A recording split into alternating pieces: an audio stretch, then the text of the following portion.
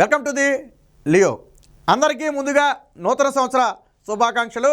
ఇక నూతన సంవత్సరంలో ఏపీలో రాజకీయ భవిష్యత్తు ఎలా ఉండబోతుంది అని చెప్పి ప్రజలందరూ కూడా ఆసక్తిగా ఎదురు చూస్తున్నారు. అయితే ఇప్పటికే టీడీపీ జనసేన పొత్తుతో ప్రభుత్వాన్ని ఏర్పాటు చేస్తుందని చెప్పి ఇప్పటికే సర్వేలన్నీ కూడా అంచనా వేస్తున్నాయి. సో అలాగే ఇప్పుడు చాణక్య స్ట్రాటజీస్ కూడా ఒక సర్వేని అయితే విడుదల చేయడం జరిగింది. గత కొద్ది కాలంగా అంటే నమ్మకమైన వాస్తవ ఫలితాలకు దగ్గరగా ఇచ్చే రిజల్ట్ ఇచ్చేటువంటి సంస్థ ఈ చాణక్య స్ట్రాటజీస్. సో ఇది గత కొద్ది కాలంగా అయితే నమ్మశక్యమైన సర్వేలు నిర్వహిస్తుంది. అలాంటి చాణక్య స్ట్రాటజీస్ అయితే ఇప్పుడు ఒక నూతన సర్వేని అయితే నిర్వహించడం జరిగింది. ఈ సర్వేలో కుండ బద్దలు కొట్టినట్టుగా కొన్ని సంచలన విషయాలను జిల్లాల వారీగా ఏ పార్టీకి ఎన్ని సీట్లు రాబోతున్నాయి, అలాగే ఏ పార్టీ మొత్తంగా ఎన్ని సీట్లు గెలవబోతుంది, అలాగే ఇతరులకు ఎన్ని స్థానాలు వచ్చే అవకాశం ఉంది, కీన్ కంటెస్ట్ ఎన్ని స్థానాల్లో ఉంది, ఇలాంటి వివరాలను అయితే సమగ్ర విశ్లేషణ ద్వారా అయితే వివరించడం జరిగింది. ఇందులో ఒక విషయం అయితే స్పష్టం, ప్రభుత్వ ఏర్పాటు అనేది టీడీపీ జనసేన ఏర్పాటు చేయడం అనేది దాదాపు ఖాయం. అయితే ఇక్కడ ఎన్ని సీట్ల మెజారిటీతో ఏర్పాటు చేస్తారు అనేది ప్రశ్న. అంటే ప్రభుత్వాన్ని వైసీపీ ప్రభుత్వం వాటమే అనేది తథ్యం, అందులో ఎటువంటి మార్పు లేదు. కేవలం చాణక్య స్ట్రాటజీసే కాదు, ప్రశాంత్ కిషోర్కి చెందిన సంస్థలు, పీకే సంస్థలు నిర్వహించిన సర్వేలో కానివ్వండి, జనసాక్షి కానివ్వండి, ఇలాంటి అనేక సంస్థలు నిర్వహించిన సర్వేల్లో పూర్తిగా జగన్మోహన్ రెడ్డి వాటమిని అయితే సూచిస్తున్నాయి. సీట్ల వ్యత్యాసం అయితే కొద్దిగా అటు ఇటుగా ఉన్నప్పటికీ కూడా వాటమిని అయితే చాలా స్పష్టంగా సూచిస్తున్నాయి. ఇప్పుడు చాణక్య స్ట్రాటజీస్ కూడా అదే తేల్చి చెప్పింది. తెలుగుదేశం పార్టీ జనసేన పొత్తుతో కన ఎన్నికలకు వెళితే 115 నుంచి 128 స్థానాలు కైవసం చేసుకునే అవకాశం ఉందని చెప్పి సర్వే అయితే చెప్తుంది. ఇదే సందర్భంలో 42 నుంచి 55 స్థానాలు వైసీపీ పార్టీ కైవసం చేసుకునే అవకాశం ఉందని చెప్పి చాలా స్పష్టంగా చెప్పడం జరిగింది. అంటే ఎటు తిరిగేటు వచ్చినా ఒక 5-10 సీట్లు అంటే ఎటు అయినప్పటికీ కూడా తెలుగుదేశం పార్టీ జనసేన కలిసి ప్రభుత్వాన్ని స్థాపిస్తాయి అనడంలో అయితే ఎటువంటి సందేహం లేదని చెప్పొచ్చు. సో ఈ చాణక్య స్ట్రాటజీస్ ఇచ్చిన డీటెయిల్డ్ అనాలిసిస్ని అయితే మనం ఒకసారి ఇక్కడ చూడొచ్చు. చాణక్య స్ట్రాటజీస్ నూతన సంవత్సర శుభాకాంక్షలతో కొత్త ప్రభుత్వం వైపు అడుగులు వేస్తున్న ఆంధ్రప్రదేశ్ ప్రజలు స్టార్టింగ్లోనే వాళ్ళు హింట్ ఇచ్చేశారు. ఇక్కడ ఆంధ్రప్రదేశ్ ప్రజలు 2024లో నూతన ప్రభుత్వాన్ని అయితే కోరుకుంటున్నారు. అది ప్రజల అభిప్రాయం. నా అభిప్రాయమో, చాణక్య స్ట్రాటజీస్ అభిప్రాయమో, లేకపోతే ఇంకొకరి అభిప్రాయమో కాదు, పార్టీల అభిప్రాయం అంతకంటే కాదు, ప్రజల అభిప్రాయం. ప్రజలలో పూర్తిగా సర్వే చేసి అన్ని నియోజకవర్గాల్లో క్షేత్రస్థాయిలో తిరిగి అన్ని అంశాలను పరిగణలోకి తీసుకుని చేసినటువంటి సర్వే ఈ చాణక్య స్ట్రాటజీ సర్వే. సో ఈ సర్వేలో కొత్త ప్రభుత్వం వైపు ఆంధ్రప్రదేశ్ ప్రజలైతే అడుగులు వేస్తున్నట్టు చెప్తున్నారు. ఇక చాణక్య స్ట్రాటజీ సర్వే సంస్థ గత కొంతకాలంగా ఆంధ్రప్రదేశ్ రాష్ట్రంలోని 175 నియోజకవర్గాల్లో క్షేత్రస్థాయిలో పరిశీలించి నిర్వహించిన సర్వే ఇది. సో డిస్ట్రిక్ట్ వైజ్ మనం శ్రీకాకుళం నుంచి పైనుంచి కిందకు వచ్చేద్దాం. శ్రీకాకుళంలో మనం ఒకసారిగా చూసుకున్నట్టయితే మొత్తం 10 స్థానాలు ఉంటే అందులో టీడీపీ జనసేన 8 స్థానాలు గెలుచుకుంటే వైసీపీ 2 స్థానాలు గెలుచుకుంటే ఇందులో కీన్ కంటెస్ట్ అనేది లేనే లేదు. ఇక్కడ రిజల్ట్ అయితే స్పష్టంగా ఉంది, 8-2 రిజల్ట్ అయితే స్పష్టంగా కనపడుతుంది. ఇక విజయనగరానికి వచ్చేటప్పటికి మొత్తం 9 స్థానాలు ఉంటే తెలుగుదేశం జనసేన కలిసి 4 స్థానాలు గెలుచుకుంటే వైసీపీ 4 స్థానాలు, అంటే ఇక్కడ 50-50 స్థానాలను గెలుచుకుంటే విజయనగరంలో ఒకటి మాత్రం కీన్ కంటెస్ట్ అయితే ఉంది. ఇది కూడా తెలుగుదేశం పార్టీకి ఎడ్జ్ ఉన్నట్టుగా అయితే చెప్తున్నారు. దాదాపుగా కీన్ కంటెస్ట్ అన్నీ కూడా తెలుగుదేశం పార్టీకే కొద్ది గొప్ప ఎడ్జ్ ఉంది. ఒక పాయింట్ ఎడ్జ్ అయినా సరే తెలుగుదేశం పార్టీకే ఉన్నట్టుగా అయితే మనకు తెలుస్తుంది. ఇక వచ్చేటప్పటికి విశాఖపట్నం అత్యంత కీలకమైన జిల్లాలో విశాఖపట్నం కూడా ఒకటి. సో ఈ విశాఖపట్నం మనం ఇప్పుడు ఉమ్మడి జిల్లాల వారీగా చూస్తున్నాం. ఈ ఉమ్మడి విశాఖపట్నంలో మొత్తం 15 సీట్లు ఉంటే అందులో తెలుగుదేశం జనసేన 11 సీట్లను కైవసం చేసుకుంటే వైసీపీ మాత్రం కేవలం 2 సీట్లకు పరిమితం అవుతుంది. ఇక 2 సీట్లు మాత్రం కీన్ కంటెస్ట్ ఉన్నట్టుగా అయితే ఈ సర్వే చెబుతుంది. ఇక్కడ తెలుగుదేశం పార్టీ పూర్తి ఆధిపత్యాన్ని అయితే ప్రదర్శించింది. ఇక వెస్ట్ గోదావరి అత్యంత కీలక జిల్లాలైనటువంటి గోదావరి జిల్లాలు ఈస్ట్ వెస్ట్, ఈ 2 జిల్లాల్లో ఏ పార్టీ అయితే మెజార్టీ స్థానాలు గెలుస్తుందో అదే ప్రభుత్వాన్ని స్థాపిస్తుంది. ఇది ఎన్టీ రామారావు దగ్గర నుంచి కూడా వస్తున్నదే. 2014లో తెలుగుదేశం పార్టీ ఈస్ట్ వెస్ట్ గోదావరిలో దాదాపుగా క్వీన్ స్విప్ చేసింది, తెలుగుదేశం పార్టీ ప్రభుత్వాన్ని స్థాపించింది. అదే 2019కి వచ్చేటప్పటికి వైసీపీ క్వీన్ స్విప్ చేసింది. సో ప్రభుత్వాన్ని జగన్మోహన్ రెడ్డి స్థాపించాడు. సో ఇప్పుడు సర్వే ఏం చెబుతుంది అంటే తెలుగుదేశం పార్టీ జనసేన దాదాపుగా 2 జిల్లాలని క్వీన్ స్విప్ చేయబోతుందని చెప్పి ఇప్పుడు చాణక్య స్ట్రాటజీస్ అయితే సర్వే చెప్తుంది. సో ఆ లాజిక్ ప్రకారం చూసుకున్నా కానీ ఖచ్చితంగా వాళ్ళే ప్రభుత్వాన్ని ఏర్పాటు చేసే అవకాశం అయితే మనకు కనపడుతుంది. ఇక చూడొచ్చు, వెస్ట్ గోదావరిలో 15 సీట్లు ఉంటే 12 సీట్లను టీడీపీ జనసేన గెలుచుకుంటుంది, కేవలం 2 సీట్లు మాత్రమే వైసీపీ పార్టీ గెలుచుకుంటుంది. ఇక ఒక సీటు మాత్రం కీన్ కంటెస్ట్ అయితే కనపడుతుంది. ఇక్కడ ఒక సీటు మాత్రం కీన్ కంటెస్ట్ కనపడుతుంది. వాస్తవానికి వెస్ట్ గోదావరిలో గతంలో ఉమ్మడి వెస్ట్ గోదావరిలో 2019లో తెలుగుదేశం పార్టీకి కేవలం 2 స్థానాలు మాత్రం వచ్చాయి. 13 స్థానాలు వైసీపీ గెలుచుకుంది. అలాంటి పార్టీ 13 స్థానాల నుంచి ఇప్పుడు 2 స్థానాలకు పడిపోయింది. సో అంటే వ్యతిరేకత ఏ స్థాయిలో ఉందో చెప్పడానికి ఇది ఒక ఉదాహరణ.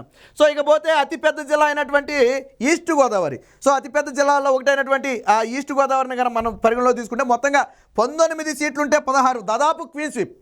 తెలుగుదేశం పార్టీ జనసేన కలిసి దాదాపు క్వీన్ స్వీప్ చేస్తున్నాయి.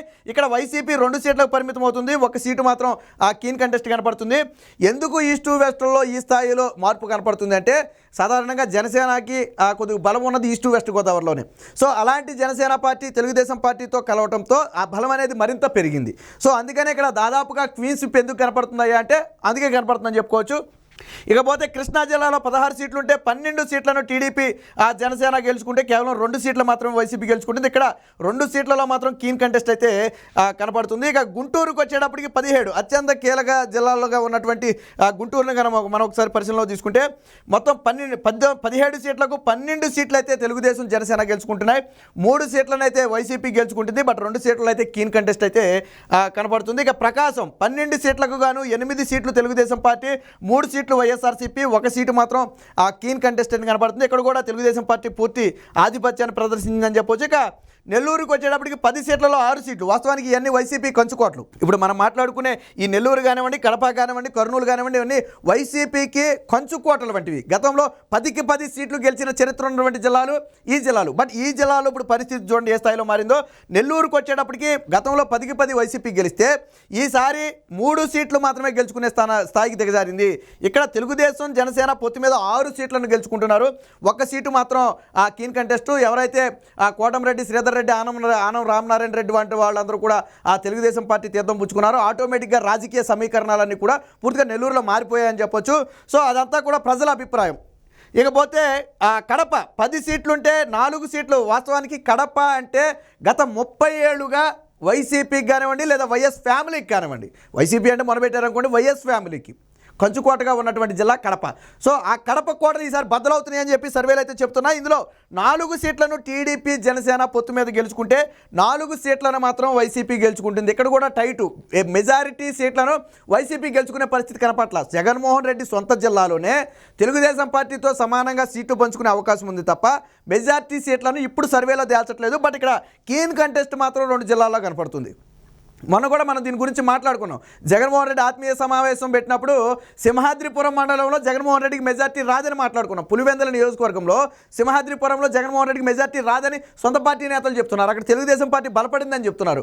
సో దాన్ని మనం పరిగణలోకి తీసుకున్నా కానీ ఈ స్ట్రాటజీస్ నిజమేనని చెప్పి మనకైతే అర్థమవుతుంది.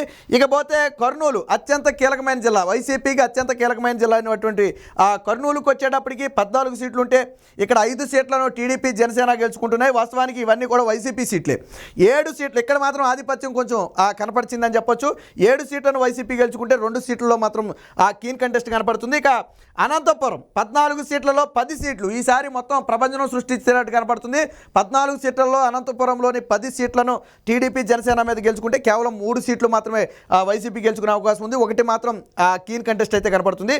ఇక చిత్తూరుకు వచ్చేటప్పటికి 14 సీట్లలో 7 సీట్లు తెలుగుదేశం పార్టీ, 5 సీట్లు వైసీపీ. చిత్తూరు అంటే చంద్రబాబు నాయుడు సొంత జిల్లా చెప్పుకోవచ్చు. సో ఇందులో అయితే 7 సీట్లను టీడీపీ జనసేన పొత్తు మీద గెలుస్తున్నాయి. ఇక్కడ మాత్రం గతంలో అయితే కేవలం చిత్తూరు జిల్లాలో చంద్రబాబు గారు ఒక్కలే గెలిచినట్టున్నారు. మిగతా సీట్లన్నీ కూడా దాదాపుగా 14 సీట్లలో 13 సీట్లు ఓడిపోయినట్టున్నారు టీడీపీ. కానీ ఇప్పుడు దాదాపు 7 స్థానాలు అయితే గెలుచుకునేట్టు కనపడుతుంది. 5 మాత్రం వైసీపీ గెలుచుకుంటుంది, 2 మాత్రం కీన్ కంటెస్ట్ కనపడుతుంది. సో ఓవరాల్గా మనం సీట్ల దగ్గరికి వచ్చేటప్పటికి 175 సీట్లకు గాను టీడీపీ జనసేన 115 సీట్లు గెలుచుకునే అవకాశం ఉంది. 42 సీట్లు వైసీపీ గెలుచుకునే అవకాశం ఉంది ఎప్పటికిప్పుడు ఎన్నికలు జరిగితే. సో అయితే భవిష్యత్తులో ఈ ఫిగర్ మరింత మారే అవకాశం ఉంది. వ్యతిరేకత అనేది, ప్రజా వ్యతిరేకత అనేది అధికార పార్టీ మీద అంటే జగన్మోహన్ రెడ్డి పార్టీ మీద పెరుగుతుంది తప్ప తగ్గే పరిస్థితి అయితే లేదు. కాబట్టి ఈ సీట్లు అనేది ఖచ్చితంగా ఇంకొక 15 సీట్లు ఎన్నికల చివరి నాటికి ఇంకొక 15 నుంచి 20 సీట్లకు పెరిగే అవకాశం ఉంది. సో ఇది ఇంకొక 15-20 సీట్లకు తగ్గే అవకాశం ఉంది. కాబట్టి ఇక కీన్ కంటెస్టెంట్ ఏదైతే 18 సీట్ల గురించి మనం మాట్లాడుకున్నామో ఈ 18 సీట్లలో దాదాపు మెజారిటీ సీట్లు అంటే 12 నుంచి 13 సీట్లలో తెలుగుదేశం పార్టీకి ఎడ్జ్ ఉంది. కీన్ కంటెస్టే అయినప్పటికీ కూడా ఒక పాయింట్ ఎడ్జ్ అయితే తెలుగుదేశం పార్టీకి ఉన్నట్టుగా కనపడుతుంది. సో ఇవన్నీ కూడా తెలుగుదేశం పార్టీకి అదనపు బలంగా మారే అవకాశం అయితే కనపడుతుంది. సో మొత్తం కీన్ కంటెస్ట్ని మనం కాసేపు పక్కన పెట్టినప్పటికీ కూడా తెలుగుదేశం పార్టీ అయితే పూర్తి స్థాయి మెజార్టీ అయితే ఇక్కడ కనబరిచింది. సో ఇప్పుడు చూసుకుంటే తెలుగుదేశం పార్టీ అంటే టీడీపీ జనసేన కలిసి పోటీ చేస్తే 115 నుంచి 128 సీట్లు ఇప్పటికిప్పుడు గెలుచుకునే అవకాశం ఉంది. ఇదే సమయంలో 42 నుంచి 55 సీట్లు అయితే వైసీపీ పార్టీ గెలుచుకునే అవకాశం ఉంది. అదర్స్ కూడా ఒక 4 నుంచి 7 సీట్లు గెలుచుకునే అవకాశం ఉందని చెప్పి సర్వేలు చెప్తున్నాయి. సో ఇక్కడ ఓట్ షేర్ వైజ్ గా మనం ఒకసారి మనం పరిశీలించుకుంటే బ్లూ కలర్ అంతా కూడా 2019, సో ఈ ఎల్లో కలర్ అంతా అనేది కూడా 2023 అంటే ఇప్పుడు ప్రస్తుతానికి సంబంధించి. సో 2019 ఏదైతే 2019లో తెలుగుదేశం పార్టీ 39% ఓట్ షేర్ని గెలుచుకుంటే ఇప్పుడు రాబోయే ఎన్నికల్లో 43% ఓట్ షేర్ పెరుగుతుంది. ఇక్కడ 4% ఓట్ షేర్ని అయితే తెలుగుదేశం పార్టీ పెంచుకుంది. ఇక ఇదే సమయంలో 2019లో 50% ఓట్ షేర్తో 151 సీట్లు గెలుచుకున్న వైసీపీ పార్టీ ఇప్పుడు 41% కంటే 9% ఓట్ షేర్ కోల్పోతుంది. సో 41% మాత్రమే పరిమితం అవుతుంది. అయితే ఇక్కడ ఓట్ షేర్ ఎడ్జ్ అనేది కనుక మనం పరిశీలిస్తే ఈ రెండు పార్టీలకు మధ్య స్వల్ప ఎడ్జే కనపడుతుంది. బట్ ఇక్కడ జనసేన ఉంది. ఈ జనసేన ఎడ్జ్ అనేది తెలుగుదేశం పార్టీకి యాడ్ అవుతుంది. సో అప్పుడు ఆ ఎడ్జ్ అనేది పెరిగే అవకాశం ఉంది. సో ఇక జనసేన అయితే 4% ఓట్ షేర్ని అయితే ఈ 5 ఏళ్లలో పెంచుకున్నట్టుగా కనపడుతుంది. 2019లో 6% ఓట్ షేర్ ఉన్నటువంటి జనసేన 2023కి మాత్రం 10% జరిగింది. ఇతరులు అంటే బీజేపీ కానివ్వండి, ఇంకోటి కానివ్వండి 5 నుంచి 6%, అంటే ఇందులో బీజేపీ ఓట్ శాతం 0.5 మించి అయితే ఉండదు.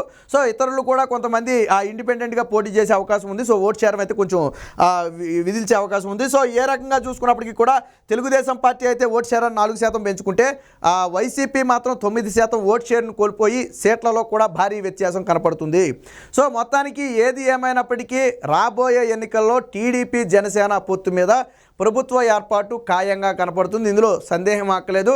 గతంలో కూడా చాణక్య స్ట్రాటజీస్ నిర్వహించిన సర్వేలు దాదాపుగా ఫలితాలకు దగ్గరగా ఉన్న నేపథ్యంలో ఇప్పుడు ఆ సర్వే మీద రాష్ట్ర వ్యాప్తంగా కూడా ఒక రకమైన ఆసక్తి నెలకొంది. కేవలం చాణక్య స్ట్రాటజీసే కాదు, ఇతర సర్వేలన్నీ కూడా ఫిగర్స్లో మార్పు వచ్చినప్పటికీ కూడా అధికారం అనేది టీడీపీ జనసేన మాత్రమే ఏర్పాటు చేస్తాయని చెప్పి కుండ బద్దలు కొట్టినట్టుగా చెబుతున్నాయి.